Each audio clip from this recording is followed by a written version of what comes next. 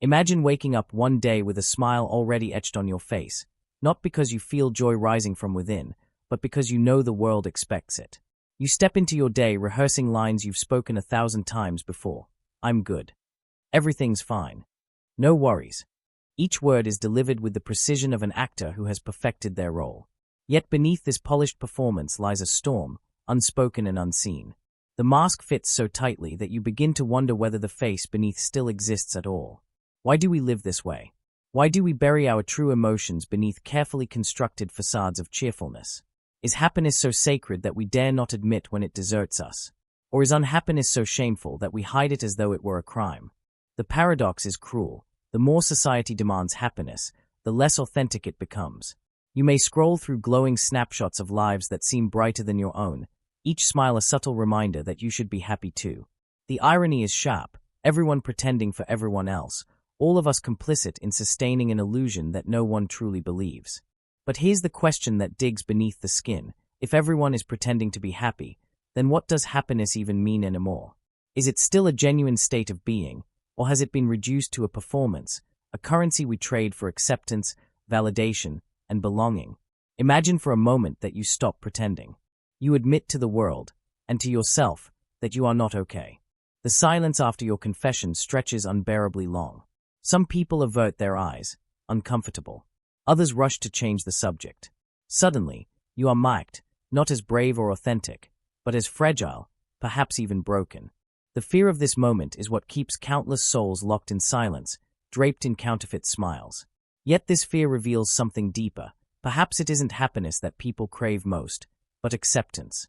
And in a society that worships positivity, acceptance has been bound to the performance of happiness. To belong, you must appear cheerful. To be loved, you must conceal despair. To be respected, you must grin even as your heart fractures. But does this not twist the meaning of happiness into its own shadow? What happens when an emotion meant to liberate becomes a prison of expectation? What happens when joy is no longer a gift of the soul, but a mask forced upon it? The thought should disturb you, because if happiness is no longer authentic, then what else in our lives has been corrupted by performance? Our friendships, sculpted by the smiles we exchange. Our families, bound by the I'm fine that shields them from our storms. Our work, powered by enthusiasm we don't feel but dare not abandon. The performance infiltrates everything until one day, we realize we've been living not as ourselves but as characters in a play we didn't choose to audition for. And here lies the great question that will haunt us through this exploration. Is the mask protecting us or destroying us? Perhaps the mask spares us from rejection, from the sharp sting of judgment. Perhaps it smooths over awkward conversations, keeps relationships functional, maintains the illusion that all is well. But at what cost? How many lives have been quietly unraveled beneath the weight of a smile that was never real? How much of our authentic existence is suffocated each day in exchange for a fleeting moment of approval? The unsettling possibility is that the pursuit of happiness has been hijacked. Instead of being a private flame, burning quietly in the heart, it has become a public performance, broadcast to others for reassurance. And the more we display it, the less we feel it. So here you are, smiling at strangers, laughing at jokes that don't amuse you, assuring loved ones that you're fine when you are anything but. You wonder if they can see through it, if anyone can glimpse the truth bleeding through the cracks of your rehearsed joy. And still you continue, because to stop pretending feels like a leap into exile, a banishment from the stage on which everyone else continues to play their part. And maybe that's the most painful paradox of all. Everyone suspects the performance, yet no one dares to break it.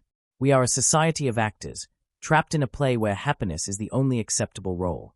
But if that is true, if we are all playing this game, then who is the audience? Who are we performing for? And what would happen if, one day, the entire theater of smiling faces fell silent, and every mask was dropped? This is where the question becomes not just personal but existential. If happiness has become a performance, then what is left of authenticity? And more importantly, how do we reclaim it? If the first crack in the illusion comes from realizing how much of our happiness is performed, then the next step is to ask, why? Why is it that pretending has become so deeply ingrained, so natural that most of us do it without even noticing? Why has masking pain become more acceptable than admitting it? To answer this, we must peel back the layers of psychology, philosophy, and culture that quietly shape human behavior. The mask of happiness is not random. It is born of forces that run deeper than mere social politeness. The psychological prison Carl Jung once wrote that the most terrifying thing is to accept oneself completely. That terror lies at the root of why we pretend. To show unhappiness, sadness, or despair is to expose parts of ourselves that feel unacceptable, not just to others, but to ourselves. We fear our own shadows, those hidden aspects of the psyche that we keep buried. Jung called this the shadow self, the impulses, vulnerabilities, and sorrows we exile from our conscious identity. The mask of happiness is, in part, a way of denying this shadow. If I smile, if I insist I am happy, then maybe I do not have to confront the parts of me that ache, that rage, that despair.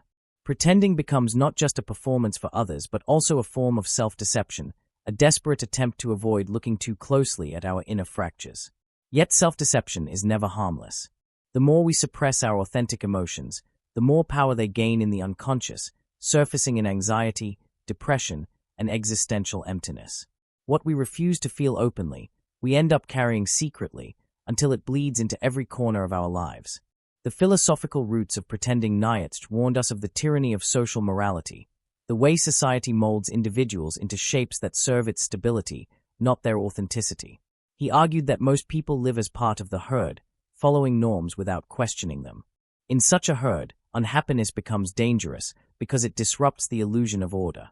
And so, individuals are pressured to smile, to conform, to signal that they are well-adjusted and functional. Arthur Schopenhauer, more pessimistic still, described life itself as suffering, the endless striving of the will. In his view, the pursuit of happiness is always doomed, because as soon as one desire is fulfilled, another emerges. Happiness, therefore, is not a permanent state but a fleeting reprieve. Yet society refuses to acknowledge this truth. Instead, it insists on constant cheer, as though joy could be stabilized, packaged, and displayed. The result is a denial of reality itself, where people must mask their suffering to maintain the fiction that life is supposed to be happy. And then there is Jean-Paul Sartre, who spoke of bad faith, the act of lying to oneself in order to avoid freedom and responsibility. Pretending to be happy can be understood as an act of bad faith. Rather than confronting the burden of our authentic condition, we retreat into a role, a façade, a happy self that spares us from facing the truth of our own existence. The cultural machinery, but psychology and philosophy alone cannot explain the scale of this phenomenon. To understand why entire societies are addicted to the performance of happiness, we must look at culture itself. We live in an era of manufactured joy. Advertising, entertainment, and social media bombard us with images of smiling faces, sunlit vacations, and flawless relationships. The message is relentless. To be happy is to be successful, worthy, admirable. Unhappiness, by contrast, becomes a sign of failure, an embarrassing flaw to be hidden from view. In this environment, happiness becomes commodified. It is no longer an inner state but a brand we must wear. The smile is no longer just an expression of joy. It is a logo, a symbol of social competence. People post curated photos not necessarily because they feel joy but because joy has become the currency of belonging. Aldous Huxley foresaw something like this in Brave New World, where society eliminates pain not by solving its roots but by numbing it with superficial pleasure and forced cheer. Our modern version may not be as extreme, but the mechanism is eerily similar. A culture that cannot tolerate unhappiness pushes people to silence their sorrows and replace them with hollow affirmations. The mask of happiness is not a harmless disguise. It carries weight, shaping not only how we see ourselves but how the world itself is structured. At first glance, pretending seems like a small compromise, a white lie told for the sake of convenience, politeness, or survival. But as with all lies repeated long enough, the consequences grow deeper than we can see. The tragedy is not only that people hide their unhappiness. It is that the very act of hiding rewires the way they live, the way they love, and the way they understand reality. Like a parasite, the performance feeds on authenticity until the line between the two is blurred. The fracturing of the self. The first consequence is internal. When you wear a mask too long, the face beneath begins to forget its own shape. Psychologists call this cognitive dissonance, the discomfort that arises when your inner reality and outer performance clash. Over time, instead of resolving this dissonance by embracing truth, many resolve it by burying truth deeper. The performance of happiness becomes not just a show for others, but a way of avoiding the unbearable confrontation with oneself. But the human psyche cannot live in contradiction forever. Studies in neuroscience reveal that suppressed emotions don't simply vanish. They manifest as tension in the body, as stress hormones in the bloodstream, as restlessness in the mind. You say I'm happy 1,000 times, but your nervous system knows otherwise. Your body keeps the score, storing unexpressed grief and unspoken rage until it surfaces as anxiety, fatigue, or even illness. This is the hidden cost. Every false smile extracts a debt from the soul. Relationships built on sand the mask also corrodes our connections with others. Genuine intimacy requires vulnerability, the willingness to show not just our triumphs but our wounds. But if you always insist you are fine, if your face never cracks, then no one can truly know you. Think of the friendships sustained by laughter but never by confession. Think of families where silence thickens around the dinner table because no one dares to admit their despair. Think of marriages where both partners smile at photos but fall asleep back to back, each one carrying sorrows the other has never touched. These relationships are not false, but they are shallow, built on the sand of performance. When storms come, and they always do, the foundation gives way. And often, it is not betrayal or conflict that destroys them, but something more subtle, the quiet realization that the other person has never truly been seen. The inheritance of lies the mask does not stay confined to individuals, it spreads across generations. Children learn quickly from their parents' faces. A child who sees a mother weeping learns that sorrow is natural. But a child who sees only forced smiles learns that emotions are to be hidden, that authenticity is unsafe. Thus, the cycle repeats. Parents who once hid their suffering from their children raise children who grow up hiding their suffering from the world. The mask becomes a family heirloom, passed down not by intention but by silence. And so entire generations grow up believing that happiness is the standard and sadness is a flaw. The culture of perfection on a larger scale, the mask creates a feedback loop in society. If everyone pretends to be happy, then unhappiness begins to look like an anomaly. People struggling with depression or anxiety feel doubly alienated, not only because of their pain but because they believe they are the only ones who feel it. The illusion of universal happiness isolates those who suffer, convincing them that their struggle is unique, when in truth it is nearly universal. Social media intensifies this distortion. Scrolling through endless smiles and celebrations, people forget that they are witnessing a stage, not a reality. They compare their unfiltered despair to the filtered joy of others, deepening their sense of inadequacy. The performance becomes self-perpetuating. The more people pretend, the more others feel pressured to pretend, until the entire culture becomes addicted to the mask. The erosion of meaning, perhaps the most devastating consequence, is existential. Pretending to be happy reduces life to a performance of surface pleasures, stripping away the raw depth of human experience. But it is often in suffering that meaning is born. Consider Frankl's insight. Even in the horrors of a concentration camp, people could find meaning through love, sacrifice, or spiritual strength. If suffering is denied, then meaning is denied. And when meaning is denied, existence itself becomes shallow, a polished surface with no foundation beneath. In this way, the mask of happiness robs us not just of honesty but of depth. It flattens the human condition into something palatable, safe, marketable. But a life without sorrow, without confession, without struggle is not a life fully lived. It is theater, endlessly repeating the same empty lines. The silent epidemic. Look around, and you begin to see the epidemic. People laughing loudly at parties, only to cry quietly in their cars. Influencers posting radiant smiles while writing about despair in private journals. Executives smiling through meetings while secretly battling burnout so profound it borders on collapse. The unseen consequence is not just individual suffering, but collective blindness. We walk among one another as strangers, unable to see through the masks, unable to recognize that the pain we hide is the same pain hidden by those beside us. And so, societies grow sick in silence. Depression rates rise. Anxiety spreads. Suicide becomes the final, silent confession of those who could no longer bear the lie. And still, we post smiles. Still, we insist, I'm fine. The ticking clock, if left unchallenged, this culture of pretending corrodes not just individuals but the future itself. A society addicted to false happiness loses its ability to confront real suffering, whether personal, social, or global. If every face must smile, then who will grieve honestly for injustice? Who will rage authentically against cruelty? Who will endure the discomfort necessary for change? The mask does not only hide despair, it neutralizes resistance. It convinces us to stay quiet, stay polite, stay cheerful, even as the world burns. This realization should chill you. Pretending to be happy is not only a personal survival mechanism. It is a cultural weapon, one that disarms authenticity and keeps us docile. And so, we reach the breaking point. If pretending enslaves us, if the mask corrodes our souls and societies alike, then the next question becomes urgent. How do we break free? If the mask of happiness has imprisoned us, then rebellion begins with a simple, terrifying act: the refusal to perform. To stop smiling when the world demands it. To answer "How are you?" with the truth, even when the truth is heavy. To resist the pressure to package your soul into palatable fragments. But rebellion is never easy. To strip away the mask is to risk rejection, discomfort, even exile. And yet, history and philosophy remind us that liberation always begins at the edges, with those who dare to defy what everyone else accepts as normal. The courage to face the shadow, the first act of rebellion, is internal. Jung taught that authenticity begins not with projecting perfection but with integrating the shadow, the parts of ourselves we fear or despise.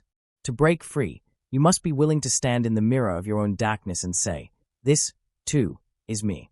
Sadness is you. Anger is you. Fear, despair, longing, all of it belongs.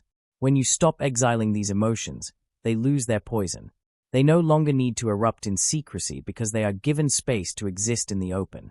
Imagine the shift. Instead of saying "I'm fine," you whisper to yourself, "I am broken today," and that is real. That whisper is not weakness, it is strength. For the first time, the performance cracks, and the self breathes. Counterintuitive freedom. The paradox is this: by admitting your unhappiness, you become more free than those who cling to the mask of joy. Nietzsche's call was to embrace amor fati, the love of one's fate, even with all its suffering. To rebel against the cult of happiness is not to reject sorrow but to embrace it, to say, "My pain is mine, and it is meaningful." This counters everything the world teaches. Society tells you that sorrow is shameful, that struggle must be concealed. But rebellion tells you that sorrow is sacred. To grieve, to doubt, to despair is not failure, it is authenticity. Small acts of defiance. Breaking free does not always mean dramatic gestures. It begins with small acts of defiance in daily life. When someone asks how you are, resist the reflexive "fine." Tell the truth, even if only in fragments. "It's been hard lately." When social media tempts you to post another smiling illusion, pause. Ask yourself, does this post reflect truth or performance? When you feel sadness rising, instead of silencing it, sit with it. Write it down. Speak it aloud. Share it with someone you trust. These are quiet revolutions, but their power is immense. Each act chips away at the tyranny of false happiness. Each confession lights a fire that reminds others they, too, are allowed to be real. Finding allies in honesty. Rebellion is rarely a solitary act. When one person unmasks, others feel permission to do the same. Authenticity is contagious. Vulnerability spreads. One honest voice can dismantle the illusion for many. Think of the rare friendships where you can say, "I'm not okay," and instead of pulling away, the other person leans closer. These friendships are not polished, but they are real. They are sanctuaries where rebellion takes root. The same applies to families, communities, even workplaces. When leaders and parents admit their struggles, they create a culture where truth is safer than performance. And in this space, people can finally breathe without suffocating behind forced smiles. Historical lessons of defiance. Throughout history, those who dared to speak truth against illusion have ignited revolutions. Socrates questioned the comfortable lies of Athens. Nietzsche challenged the herd morality of his age. Even prophets and poets across centuries have declared that truth, no matter how uncomfortable, must not be silenced. In a world obsessed with happiness, the rebel is the one who dares to grieve openly. The radical is the one who admits despair.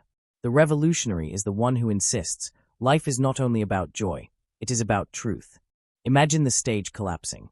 The painted backdrops fall, the lights flicker out, the audience disperses. The actors remove their masks, and for the first time, silence fills the theater. What remains when the performance ends? Not polished lines, not rehearsed smiles, only the raw, unedited presence of human beings, fragile, flawed, and real. This is the moment of reckoning. If pretending has defined our existence, then unmasking is not just rebellion, it is revelation. And here lies the ultimate truth. Happiness was never meant to be a performance. It was never even meant to be a goal. Happiness, in its truest form, is not something we manufacture, but something that emerges when we live authentically, when we allow ourselves to suffer, to question, to love, and to be fully seen. Beyond the illusion of constant joy, the first realization is that the pursuit of constant happiness is a lie. Life is not a straight line of cheerfulness, nor was it ever meant to be. It is a cycle, joy and sorrow, birth and decay, love and loss. To demand only happiness is to deny half of existence. Schopenhauer may have called life suffering, but Viktor Frankl showed us something deeper. Even suffering can hold meaning. The truth is not that life is always happy, nor that life is always tragic. The truth is that life is whole, and wholeness requires both light and shadow. To embrace one without the other is to fragment existence itself. The paradox of happiness here is the paradox that haunts us. The more we chase happiness, the further it retreats. Like a butterfly, it lands only when we stop grasping. The performance of happiness fails because happiness cannot be forced into being. It arrives unannounced, in laughter that bursts from sorrow, in love found amid despair, in the quiet peace of being real with another human soul. Thus, the ultimate truth is counterintuitive. To be happy, you must first give up the need to be happy. To live authentically is to allow every emotion its place, and in that acceptance, happiness appears, not as a mask, not as a duty, but as a gift. The power of presence. Philosophers and mystics across cultures converge here. Sartre spoke of freedom as the acceptance of responsibility for one's existence. Buddhists speak of mindfulness, of sitting fully with what is, rather than what should be. Even Nietzsche, who declared God is dead, called for the creation of new values born not of denial but of affirmation, an unconditional yes to life, with all its suffering. To drop the mask is to say yes. Yes to the sadness you carry. Yes to the uncertainty of tomorrow. Yes to the brokenness of the human condition. And in that yes, you discover the strange alchemy of existence, that even sorrow can be beautiful, that even despair can carry truth. The end of isolation. When you stop pretending, something miraculous happens. You are no longer alone. The moment you say, I am not okay, you discover others who whisper back, me too. The silence breaks. The illusion shatters. And in the ruins of the performance, authentic connection is born. This is why rebellion against false happiness matters. Not only because it liberates the self, but because it creates space for others to be real. Authenticity is a bridge, performance is a wall. When the mask falls, the walls fall with it, and what remains is the simple recognition that we are all carrying shadows, and that perhaps, in carrying them together, they grow lighter. A different vision of happiness. So what, then, is happiness? If not the glossy smiles, if not the curated images, if not the mask, what remains? Happiness is not constant euphoria. It is not the absence of pain. Happiness, in its truest form, is the quiet harmony of being aligned with reality. It is the peace of knowing you do not have to pretend. It is the deep relief of telling the truth and still being loved. It is not a mask you wear, but a moment that finds you when you are honest enough to stop searching for it. Perhaps it is best described not as happiness at all, but as authenticity, as integrity of the soul, as wholeness. And wholeness means allowing yourself to be fractured, too.